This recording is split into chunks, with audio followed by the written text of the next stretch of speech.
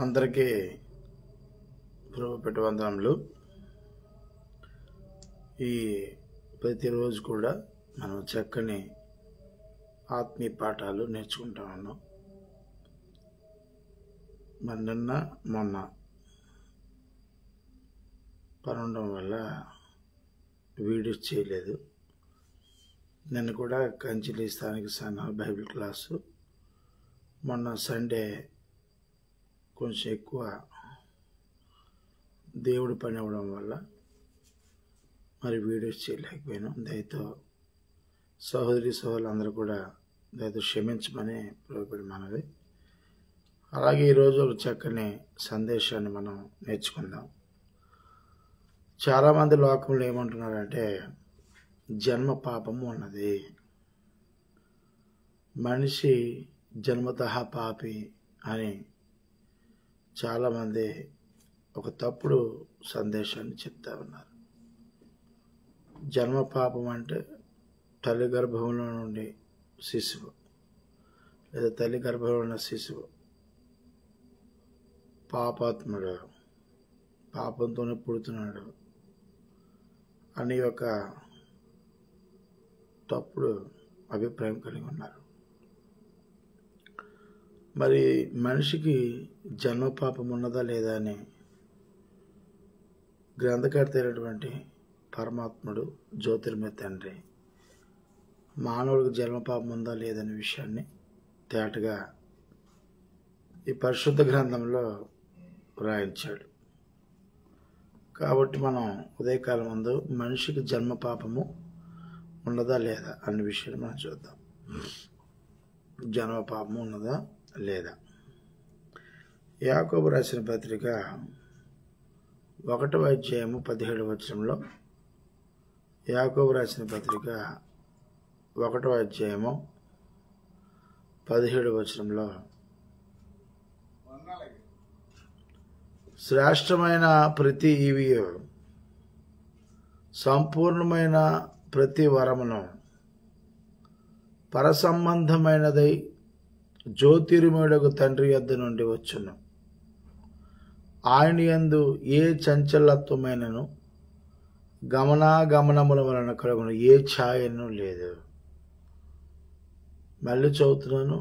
యాకోబు రాసిన పత్రిక 1వ అధ్యాయం 10వ వచనంలో, శ్రేష్టమైన ప్రతి ఈవియు సంపూర్ణమైన ప్రతి వరమును పరసంబంధమైనదై జ్యోతిర్మయుడగు తండ్రి యొద్ద నుండి వచ్చును. ఈ లోకంలో చాలామంది తల్లిదండ్రులకి బిడ్డలు లేరు. ఈ బిడ్డలు లేని వారు ఆకాశంలో ఉన్నటువంటి పరమాత్మను స్మరణ తెచ్చుకుంటాడు. నిజంగా ఉంటే మాకు మంచి బిడ్డను మాకు ప్రసాదించయ్యా, పాపైనా బాబైనా పర్లేదయ్యా, అది నీ బహుమానము, మాకు దయచూపయ్యా, మాకు సహాయం చేయయ్యా, మాకు బిడ్డలు అని అడుగుతారు. ఎందుకు అడుగుతారంటే దేవుడు ఇవ్వాలి బిడ్డల్ని. స్త్రీ పురుషుల వల్ల కలయిక అనేది ద్వారా పడ్డం అనేది ఎంత వాస్తవమో, వారి కలయిక కలిగిన తర్వాత ఆ ఫలములు అనేవి దేవుడు ఇస్తాడు. కాబట్టి ఇక్కడ ఏం చెప్తున్నాడంటే శ్రేష్టమైన ప్రతి ఇవియు అన్నాడు. ప్రతిదీ దేవుడు శ్రేష్టమైన అంటే మంచివి.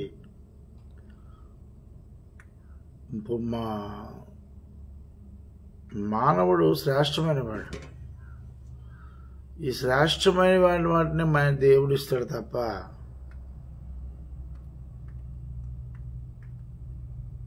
మనం అనుకుంటున్నట్టు పాపుల్ని లోకంలోకి పంపడం. అలాగే శ్రేష్టమైన ప్రతివి దేవుడి నుండి వచ్చిన దేవుడే ఇవ్వాలి. అలాగే ఆదికాండము 1వ అధ్యాయం 31వ వచనం చూస్తే, ఆదికాండము 1వ అధ్యాయం 31వ వచనం చూస్తే, దేవుడు తాను చేసినది యావత్తును చూచినప్పుడు అది చాలా మంచిదిగా నుండెను. దేవుడు ఈ సృష్టిలో ఉన్నటువంటి ప్రతి జీవరాశిని, ఆకాశంలో సూర్యచంద్ర నక్షత్రాలను, సముద్రములను, మత్స్యాలను, సముద్రాలను, భూమి మీద ఉన్న సమసృష్టిని చూసినప్పుడు అది చాలా మంచిదిగా ఉంది. కాబట్టి దేవుడు తాను చేసేది యావత్తును చూసినప్పుడు చాలా మంచిదిగా ఉంటున్నాను. అంటే దేవుడు మనిషి ఎలా చేశాడు? మంచివాడిగా చేశాడు, శ్రేష్టవాడిగా చేశాడు తప్ప పాపిగా సృష్టించలేదు. ఉదాహరణకి గొంగళి పురుగు ఉంది. ఈ గొంగళి పురుగు చూడడానికి మనకు అసహ్యంగా కనపడుతుంది, కానీ దాని రూపాన్ని బట్టి అసహ్యం కనపడుతుంది, కానీ అది మంచిదే. మంచిది కాదు అంటే దేవుడు చేయడు. పాపములు దేవుడు పుట్టించుడు. అలాగే కుక్క ఉంది. కుక్క మంచిదే చెడ్డదే? మంచిదే. అదే కుక్క తన వాంతిని అది తిన్నప్పుడు మనకి ఎలాగ అనిపిస్తుంది? అసహ్యం అనిపిస్తుంది. అంటే దేన్ని బట్టి? తను చేసే క్రియని బట్టి అసహ్యం అనిపిస్తుంది. అలాగే మనుషులు కూడా ఒక్కొక్కసారి మనకి ఎప్పుడు అసహ్యంగా కనబడతారు? వారి స్వభావము బాగులేనప్పుడు, ఆయన వ్యక్తిత్వం బాగులేనప్పుడు, వారి మాట తీరు బాగులేనప్పుడు అప్పుడు అసహ్యం అనిపిస్తుంది. వాస్తవానికి తండ్రి అయిన దేవుడు ఏమంటాడంటే, మానవులకు వచ్చే సరైనటువంటి అవగాహన మనుషులు లేక మేము పుట్టుకతో పాపమనమండి, మేము పుట్టుకతో పాపం చేసామండి, మా జన్మంతా పాపమేనండి, అందుకే యేసు లోకం వచ్చిందండి. కాదురా నాయన, నువ్వు పుట్టుకతో పాపం కాదు. గ్రంథం అలాగా మనకు సెలవు ఇవ్వలేదు. ప్రసంగి 7:29. ప్రసంగి 7:29 చూద్దామా? ప్రసంగి గ్రంథము 7:29. ఇది ఒకటి మాత్రము నేను కనుగొంటిని, ఏమనగా దేవుడు నరులను యథార్థవంతులుగా పుట్టించెను గాని. చూసారా? ప్రసంగి ఏమంటాడు? ఇది ఒకటి మాత్రము నేను కనుగొంటిని గాని, ఏమనగా దేవుడు నరులను యథార్థవంతులుగా పుట్టించెను. దేవుడు నరులను ఎలా పుట్టించాడు? యథార్థవంతులుగా పుట్టించాడు. సర్వోన్నతి నుండి దేవుడు మనల్ని ఎలా పుట్టించాడంటే యథార్థవంతులుగా పుట్టించాడు. కానీ వారు వివిధమైన తంత్రములు కల్పించుకొని ఉన్నారు. తంత్రగుండు మనిషి ఎప్పుడవుతున్నాడంటే స్వభావాన్ని బట్టి. పుట్టుకతో దేవుడు ఎవరిని పాపులుగా పుట్టించడం లేదు. చాలామంది ఈరోజు గ్రంథాన్ని పట్టుకొని దేవుడు పుట్టుకతోనే మనుషుల్ని పాపులుగా పుట్టించాడు అని ఒక తప్పుడు సంకేతం లోకంలో తీసుకెళ్ళిపోతున్నారు. చాలా తప్పు. దేవుళ్ళను యథార్థంగా పుట్టించాడు. అలాగే కీర్తనకారుడు దావీదు గారు కూడా 127వ అధ్యాయము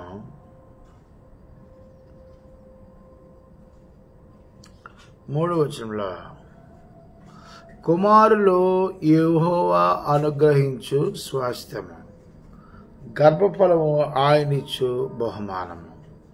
కుమారులు కానీ కుమార్తెలు కానీ యెహోవా అనుగ్రహించు స్వాస్థ్యము. స్వాస్థ్యం అంటే ఏంటి? ఆస్తి. ఆస్తి ఏ మనిషికైనా ఉంటే ఆ వ్యక్తికి ఎలా ఉంటుంది? విలువగలదిగా ఉంటుంది, విలువైనది ఉంటుంది. మనుషులు అనేవారు దేవుడికి ఆస్తి, పిల్లలు అనేవారు దేవునికి ఆస్తి. కాబట్టి ఇక్కడ ఏమంటాడంటే దావీదు, కుమారులు యెహోవా అనుగ్రహించిన స్వాస్థ్యము, గర్భఫలము ఆయన ఇచ్చిన బహుమానమే. పిల్లలు దేవునికి ఏమై ఉన్నారనంటే బహుమానం. ఈ బహుమానాలు దేవుని ఎదురు ఉన్నాయి. ఈ ఎద్దులు ఉన్న వారిని తల్లి గర్భంలో ఆయన ఇస్తూ ఉన్నాడు. ఉదాహరణకి మనం ఒక పెళ్ళికి వెళ్తాం. పెళ్ళికి వెళ్తే మన స్నేహితుడి పెళ్ళికి ఒక మంచి బహుమానం కొంటాం. ఆ బహుమానానికి ఎంత సెలక్షన్ చేస్తామంటే మనం ఇచ్చే బహుమానానికి పెళ్లి కూతురు పెళ్లి కొడుకు ఫిదా అయిపోవాలి. సెలక్షన్ చేస్తాం మంచిది. అప్పుడు ఆ సెలక్షన్ తీసిన తర్వాత దానికి ఒక బాక్స్లో పెడతారు. ఆ బాక్స్లో పెట్టిన తర్వాత దానికి ఒక చక్కని అందమైన ఒక కవర్ ముచ్చి ఉంటుంది, దాన్ని ప్యాకింగ్ చేస్తారు. దాని మీద ఒక కార్డు పెట్టి ప్రెజెంటెడ్ బై టు అని రాస్తారు, ఫ్రమ్ అని రాసి ఇస్తారు. ఆ జంట ఇచ్చిన తర్వాత వాళ్ళు వివాహం అనంతరము ఇంటికి వెళ్ళి స్నేహితులు బంధువులు ఇచ్చినవన్నీ మొదట ఆతృతగా చూసి దాన్ని ఇప్పి ప్యాకింగ్ ఇప్పి చూస్తారు. అప్పుడు ఆ ప్యాకింగ్ చేసి ఆ విలువ గలదిగా కనబడినప్పుడు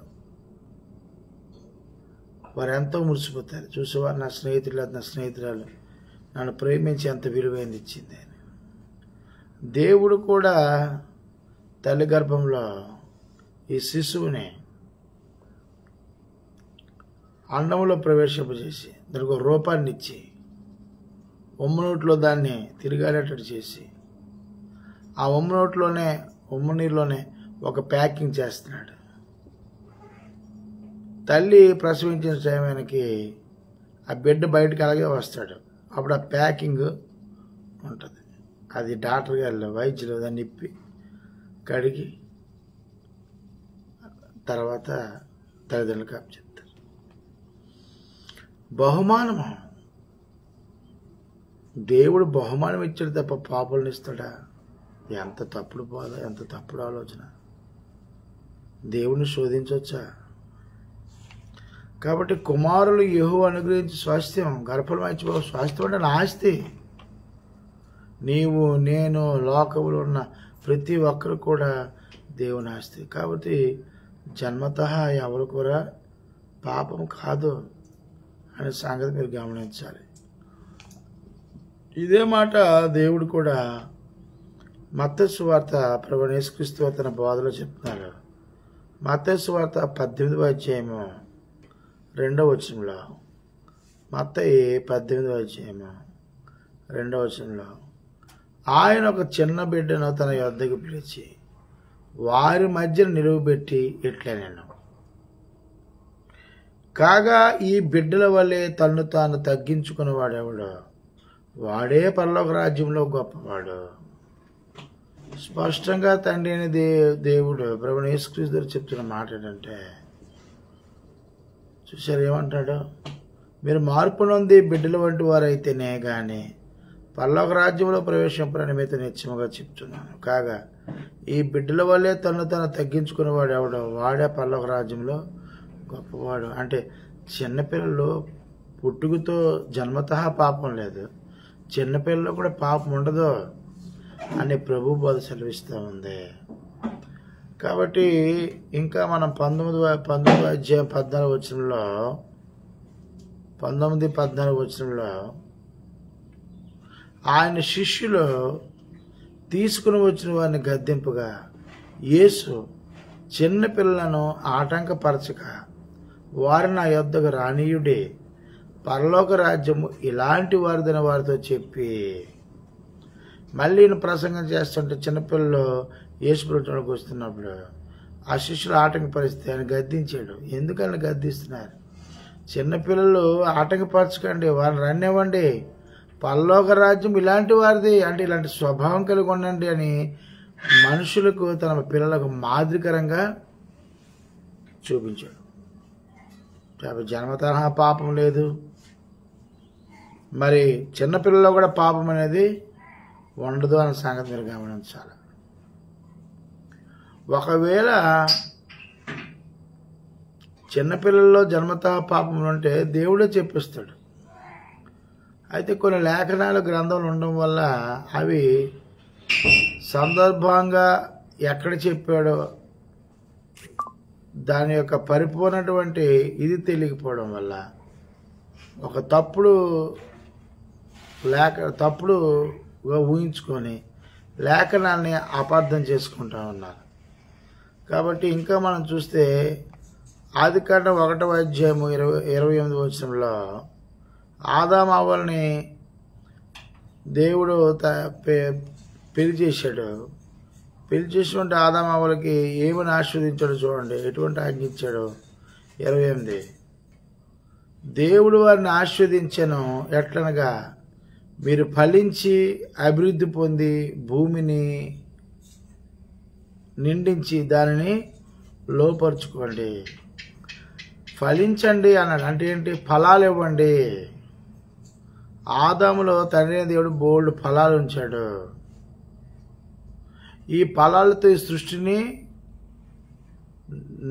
నింపండి, పిల్లల్ని కనండి. ఎఫెసీ పత్రిక 1:4 ప్రకారం దేవుడికి అనేక మంది పిల్లలు కావాలి. ఇది సృష్టికి ముందే ఆయన అనధికార సంకల్పం. చాలా స్పష్టంగా దేవుడు వారిని ఆశీర్వదించాను. ఇప్పుడు చాలామంది పెళ్ళైన నూతన వధువులకు పెద్దలు ఏమైనా ఆశీర్దిస్తారు, మీరు పిల్ల పాపలతో కలకాలము వర్ధిల్లండి. ప్రతి తల్లిదండ్రులకు కూడాను పిల్లలే తమకు ఆస్తి. దేవుడికి కూడా తమ పిల్లలే ఆయనకు ఆస్తి. కాబట్టి ఆదాము అవ్వలతో ఏం చెప్తున్నారంటే, దేవుడు వారిని ఆశీర్వదించను ఎట్టనగా మీరు ఫలించి అభివృద్ధి పొంది విస్తరించి భూమిని నిండించి దాన్ని లోపరుచుకోండి. మీరు ఫలించి అభివృద్ధి పొంది ఫలించండి, ఫలాలు ఇవ్వండి, నా కూడా కనండి. ఏ పురుషుడికైనా భర్త బిడ్డలే భార్య బిడ్డలే స్వాస్థ్యం, వాళ్ళే ఆస్తి, వాళ్ళే లోకమని ఇంటి యజమాని వారి కొరకే కష్టపడతాడు, వారి కొరకే ప్రయాసపడతాడు. వాళ్ళని సంతోషపెట్టడానికి ఎన్నో రకాల ప్రయత్నం చేస్తాడు. భర్త తన ఆకలి కొని తన పిల్లలకు ఆకలి తీరుస్తారు. ఎందుకు? ఆస్తి. ఎన్ని కష్టాలున్నా ఎన్ని బాధలున్నా ఆ చిన్నపిల్లల మొహం ఇంటికి వెళ్ళి చూడగానే ఆ బాధ అంతా తీరిపోతాయి దానికి. ఎందుకంటే వారి ఆస్తి. ఈరోజు చాలా తప్పుడుగా ఏదో దావీదు గారు చెప్పినటువంటి కీర్తన గ్రంథం 51వ అధ్యాయం 5వ వచనము తీసుకొని ఇదిగో దావీదు గారు చెప్పిన పాపంతో పుట్టాను కదా అని వారి దరిద్రులారా అంటున్నాను. ఎవరిని? డూప్లికేట్ గారిని. తప్పు కదా. దావీదేమైనా దేవుడా? దావీడేమైనా సృష్టిని చేశాడా? దావీదేమైనా సృష్టికర్త? దావీడేమైనా తల్లి గర్భాల్లో బిడ్డల్ని రూపించి తయారు చేస్తున్నాడా? ఆయన పరలోకం నుండి ఏమైనా పిల్లల్ని పంపిస్తున్నాడా? దేవుడి మాట వినకుండా దావీదు మాట వింటారేంటి? దావీదు మళ్ళాట మనిషే. గొర్రెలు కాసుకున్నోడికి తెచ్చి దేవుడు సింహాసనం మీద కూర్చోబెట్టాడు. ఆయన నీతిని భక్తిని చూసి ఆయన విశ్వాసాన్ని చూసి అతను కూడా తప్పుగా చెప్పలేదు.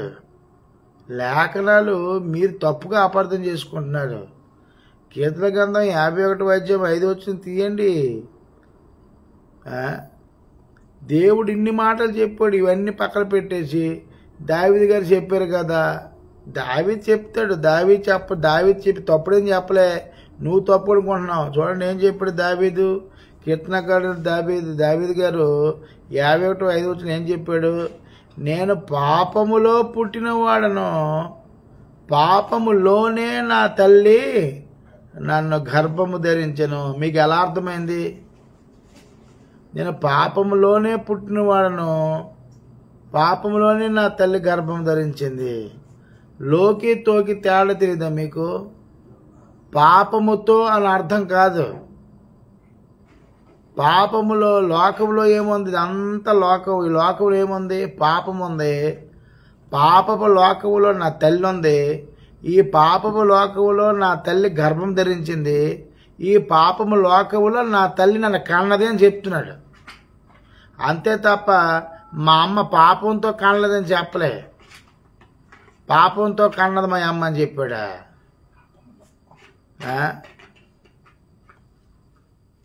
మరి కింద వచ్చినాడు మీద వచ్చినాడు, మరి ఊడికి మరి చదవకండి. దావీదు చెప్పాడు కదా నేను పాపతో. ఏమయ్యా దావీదు ఏమన్నా సృష్టికర్త? దావీదేమైనా తయారు చేశాడా? మీకు పిల్లలుగానే పుట్టకపోతే దావీదుని వేడుకొని అడుగుతున్నారా? బుద్ధి, జ్ఞానం, వివేకం ఉండాలి కదా. అలాగని దావీదు గారు తప్పుగా చెప్పలేదు. నేను పాపములో పుట్టినవాడను. పాపములో అన్నాడా? పాపంతో పుట్టినవాడు అన్నాడా? అక్షరాలు చదవండి. ఈ పిల్లప్పుడు చదువుకోలేదా? మర్చిపోయారా అక్షర దోషం? అక్షరాలు కూడా రావా? సంతోషం అనగానే సాగితే సాగితే సంస్థతో సున్నపడి చదవలేదు సంతోషం అని. అక్షరాలు కూడా రావా? బైబిల్ పట్టుకుని ప్రతి ఒక్కడు పండితుడే పాపం. ఈ మధ్యలోకి దెయ్యం దూరి ఏ బోధ చేయమంటే ఆ బోధ చేసేసి ఇలాంటి మంచి శ్వాసలు వేడి మీదికి ఇచ్చాడు దేవుడు, మనుషులకు జ్ఞానం ఇచ్చి. ఇలాంటి వేదిక ద్వారా ఏం చేయాలి? ప్రజలకి మంచి బోధ చెయ్యాలా, దేవుడికి దగ్గర చేయాలా. అంటే దేవుడే మనుషుల్ని పాపలతో పుట్టిస్తాడు, మళ్ళీ దేవుడే మనుషులు పాపాలు క్షమించడానికి యేసుని పంపాడా? అంటే దేవుడు పాపాత్ముడా? లేవికాండము 19:2 ఏం చెప్పాడు? మీ దేవుడినైనా యెహోవా నేను పరిశుద్ధుడు కనుక మీరును పరిశుద్ధులై ఉన్నాడు. దేవుడు పరిశుద్ధుడు. అంటే పరిశుద్ధుడైన దేవుడు పాపాత్ముడు కంటామంటాడా? ఎంత తప్పుడు! దేవుడు నొగ్గుతాడా? పేక పట్టుకోడు. రేపు నువ్వు ఆయన దగ్గరికి వెళ్ళిన తర్వాత లేఖనాలను అపార్థం చేసుకోకూడదు. నేను పాపములో పుట్టినవాడిను, పాపములోనే నా తల్లి నన్ను గర్భంలో ధరించిందంటే అర్థం ఏంటి? అక్కడ ఈ లోకములో పాపం ఉంది, ఈ పాపపు లోకంలో నా తల్లి కూడా నివాసం చేసింది. ఈ నివాసం చేసేవాడు నా తల్లి పాపపు లోకములోనే గర్భం మోసింది, గర్భవతి అయింది. గర్భవతి అయి ఈ లోకంలో నన్ను కన్నాది అని చెప్పాడు. అదే నా అర్థం తప్ప మా అమ్మ పాపంతో నన్ను కన్నది అని అన్నది. ఏం ఆవిడ పెళ్లి చేసుకోలేదా? దావీదు తల్లికి భర్త లేడా?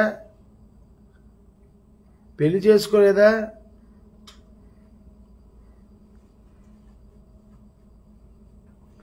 కోడలు మామతో పోతే పాపం, కూతురు తండ్రితో పోతే కంటే పాపం.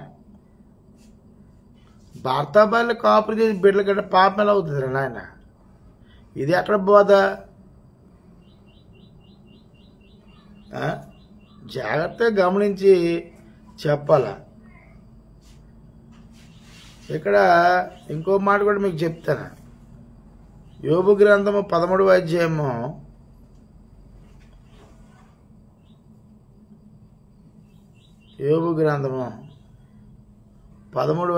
26వ వచనంలో 26 ఈ లేఖన కూడా కొంతమంది అర్థం చేసి తప్పుడుగా మాట్లాడకుండా. యోబు గ్రంథంలో 13వ అధ్యాయం 26వ వచనంలో, నీవు నాకు కఠినమైన శిక్ష విధించి ఉన్నావు, నా బాల్యకాలపు పాపములను నాకు స్వాస్థ్యముగా నీవు విధించి ఉన్నావు అంటున్నాడు.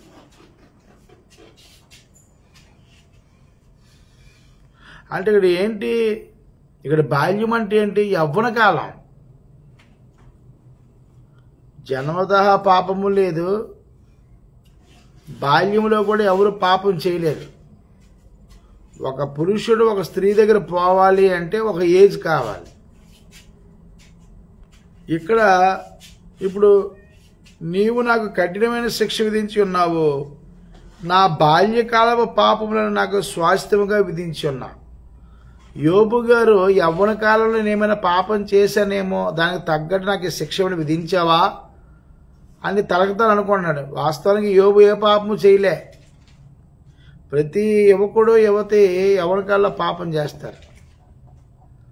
అది వృద్ధాప్యంలో కొంచెం బలమైతే ఏమనుకుంటాం, అమ్మో వయసులో ఉన్నప్పుడు ఎంత రెచ్చిపోయామో అందుకే కావాలా దేవుడి మనకి ఇలా మూర్తి అనుకుంటాం. అది మానవ సహజం.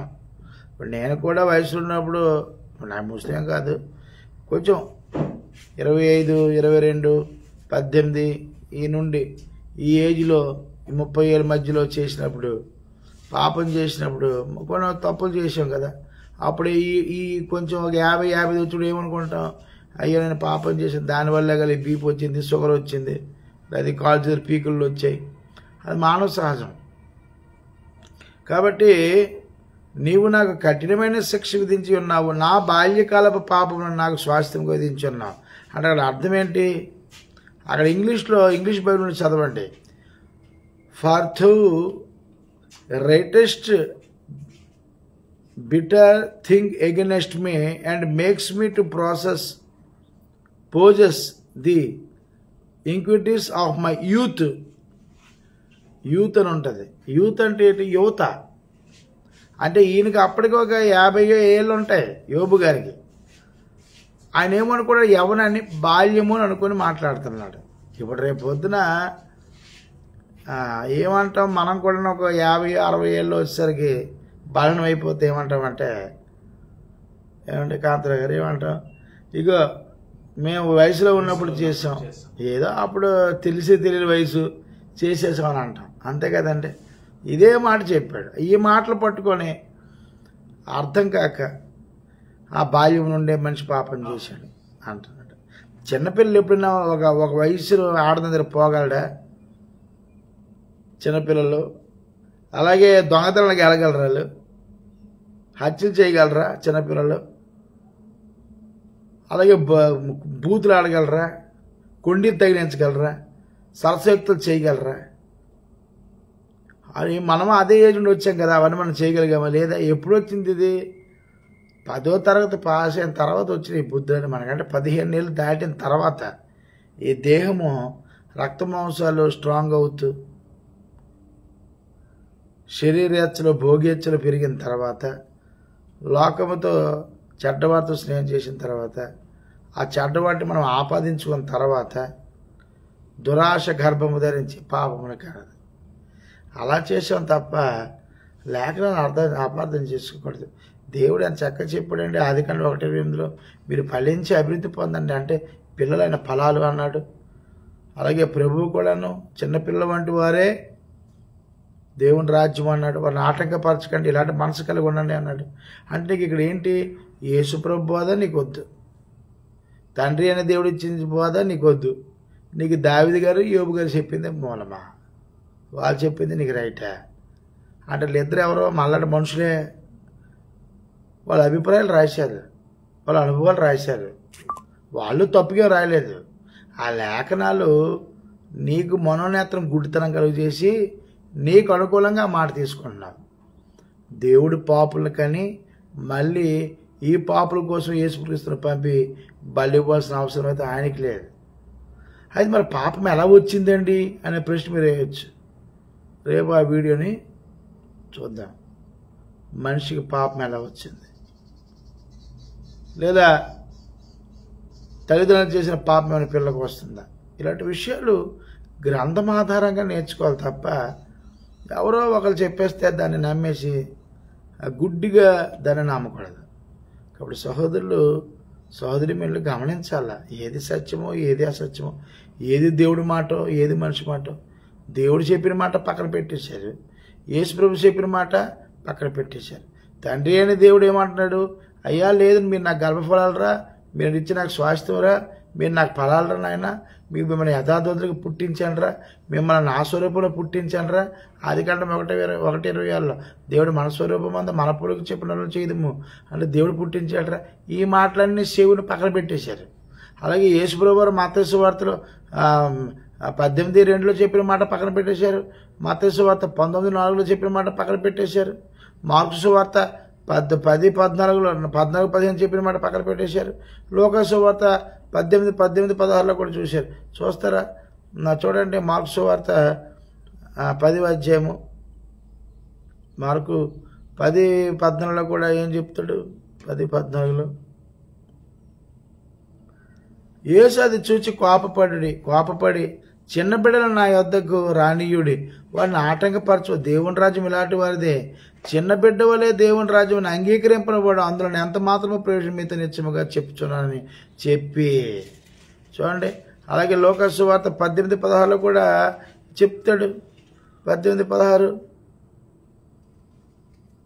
అయితే యేసు వారిని తన యొద్దకు పిలిచి చిన్న బిడ్డలను ఆటంకపరచక వారిని నా యొద్దకు రానియుడి, దేవుని రాజ్యం ఇలాంటి వారిది, దేవుని రాజ్యం ఇలాంటి వారిది అన్నాడు. అంటే ఎంత దేవుడు స్పష్టంగా తండ్రి అని దేవుడు జన్మ పాపం నేను చెప్పాడు, బాల్యంలో కూడా మనుషుల పాపం ఉండదని యేసుక్రీస్తు చెప్పాడు.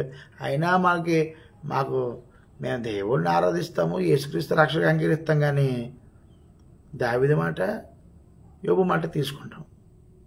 అంటే మనుషులు ఇప్పుడు కూడాను మనుషులు కల్పించిన పద్ధతిలో దైవోపదేశమని బోధించే వారి చుట్టే తిరుగుతారు తప్ప దేవుడు స్పష్టంగా తన పిల్లలకి అర్థమయ్యే ప్రతి మాటని ఆయన రాయించాడు. మనకు అది చెవి ఎక్కదు. ఈరోజు చాలామంది హైందవ సోదరులు కానీ, ముస్లిం సమాజం కానీ, లేకపోతే ఇంకోటి బోర్డు మతాలు ఉన్నాయి భూమి మీద, కానీ క్రైస్తవ మతం కాదు. దైవాన్ని తెలుసుకోవడానికి క్రీస్తు ద్వారా దేవుడు వేసినటువంటి ఒక మంచి ప్లాట్ఫామ్ ఇది, ఒక మంచి మార్గం, మంచి సందేశం ఇది. దేవుని ప్రేమ లేఖ, ఈ గ్రంథం అంటేనే దేవుడి ప్రేమ లేఖ. దేవుడు ప్రేమించి ఇచ్చేటువంటి ప్రతి లేఖనాలు ఇవి. అలాంటి లేఖనాన్ని పక్కన పెట్టి దావీదు చెప్పిందే మాకు కావాలి, యోబు చెప్పింది. ఇది వీడియో చూసిన తర్వాత ఇంకెంతమంది రిలీజ్ అవుతారో నాకు తెలియదు, కానీ ఇంకా మీకు భ్రమలు ఉంటే మిమ్మల్ని ఎవడు పోల్చలేడు. ఇక్కడ మనిషికి జన్మ పాపం లేదు, మనిషికి బాల్య పాపం కూడా లేదు. అయితే మనిషి పాపం ఎలా చేస్తాడు రేపు వీడియోలో తెలుసుకుందాం. మీ అందరికీ నా హృదయపూర్వక వందనాలు.